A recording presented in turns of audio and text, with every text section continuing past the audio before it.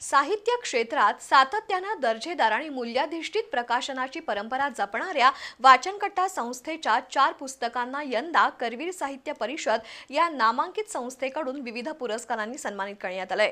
या यशामुळे कोल्हापूरच्या साहित्य विश्वात वाचनकट्टा संस्थेच्या कार्यावर पुरस्काराची मोहर उमटली आहे। वाचनकट्टा संस्थेचे अध्यक्ष युवराज कदम यांनी हे पुरस्कार स्वीकारले।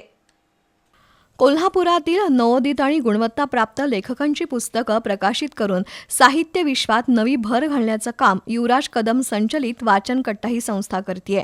या संस्थेनं आजपर्यंत शेकडो पुस्तकांचं प्रकाशन केलंय। संस्थेच्या कार्याची दखल घेऊन करवीर साहित्य परिषदेकडून संस्थेला विविध पुरस्कार देण्यात आले। पुरस्कार प्राप्त पुस्तकांमध्ये कथा प्रकारामध्ये प्रथम क्रमांक प्रणिता शिपूरकर लिखित चौकटीच्या बाहेर, काव्य प्रकारामध्ये प्रथम क्रमांक बाबूराव कांबळे लिखित निढळाच्या घामाच्या कविता, तृतीय क्रमांक पुष्पा पाटील लिखित अवतीभवती आणि चरित्र प्रकारामध्ये डी वसावे लिखित स्वातंत्र्य सेनानी पांडुरंग पाटील थेरगावकर यांना उत्तेजनार्थ सन्मान प्राप्त झाला। या 4ही पुस्तकांना करवीर साहित्य परिषदेनं दिलेला सन्मान हा वाचनकट्टाच्या साहित्यपूर्ण साहित्य सेवेचा गौरव मानला जातोय। वाचनकट्टाचे अध्यक्ष युवराज कदम यांनी लेखकांसमवेत हे पुरस्कार स्वीकारले। यावेळी लेखक आणि साहित्य क्षेत्रातील मान्यवर मंडळी उपस्थित होती।